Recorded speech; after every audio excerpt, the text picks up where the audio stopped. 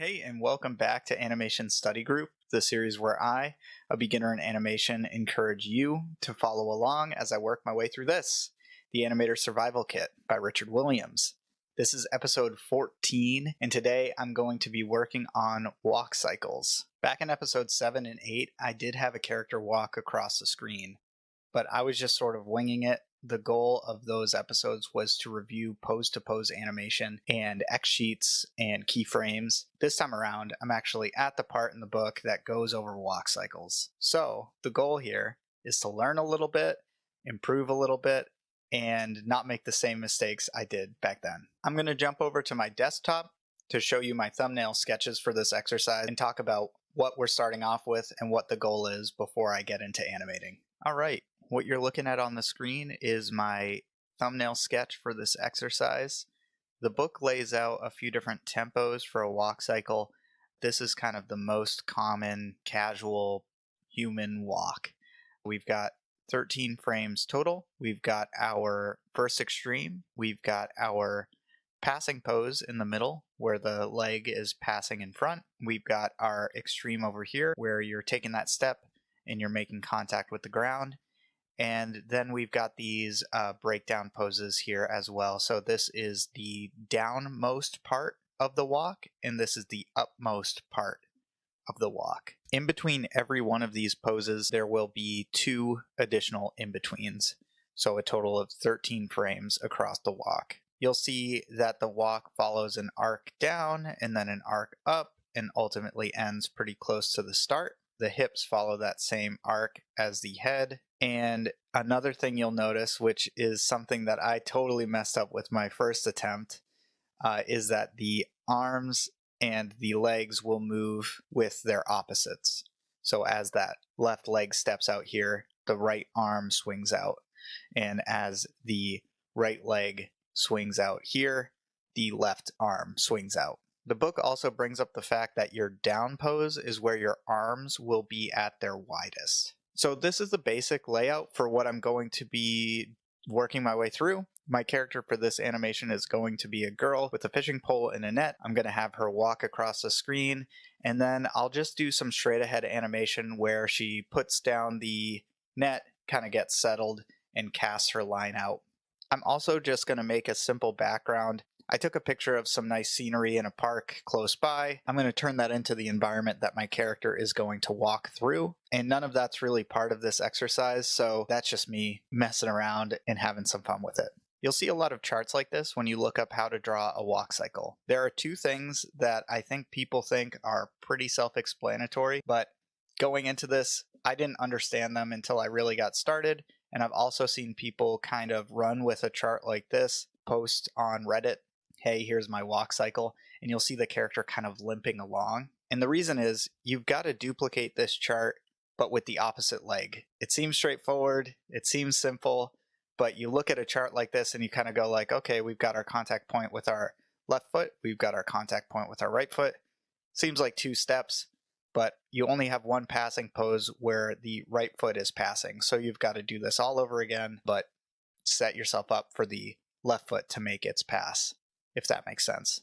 Another thing is the way this is spaced out isn't going to work for your animation. So this is like a good clear representation of what your poses are going to be, but you can't really lay this out across the page and have it work as a walk because you can see your foot would kind of be sliding as you go. So you're going to bunch this up a little bit closer so that when you make that contact point, you drag this pose back to maintain your foot positioning because your foot's not going to slide forward as the walk continues. Again, these things seem pretty self-explanatory once you say them out loud, but if you go and you sit down and you're just like, oh, I'll take this chart, I'll draw this walk cycle, you'll run into a couple issues.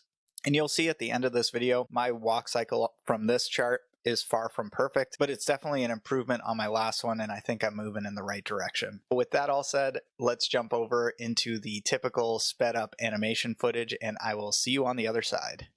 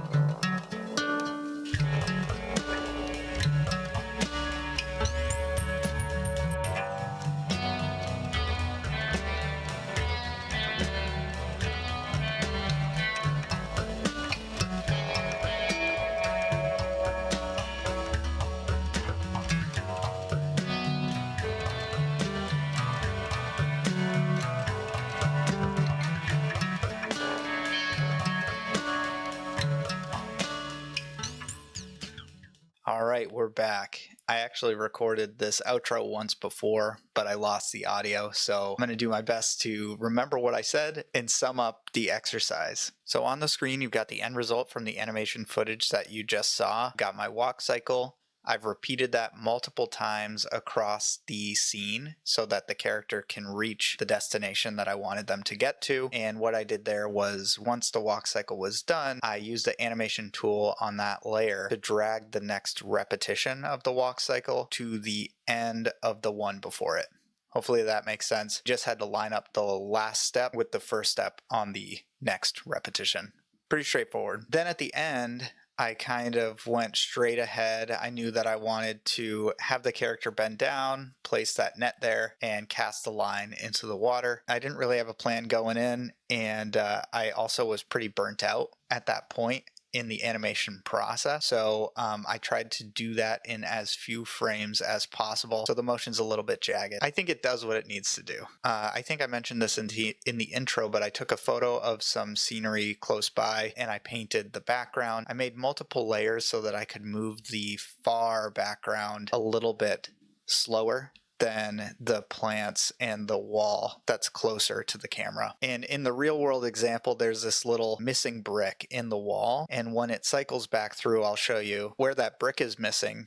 There's all this water sort of dripping down. So I did my best to do that in the left corner there. None of that is really part of the exercise, but I was having fun and I'm enjoying just experimenting with things and seeing how things work. With the cast at the end, I had to mess with that quite a bit because, like I said, I was just trying to get through it. Even with low standards on that cast, it was hard to make it look like a real cast.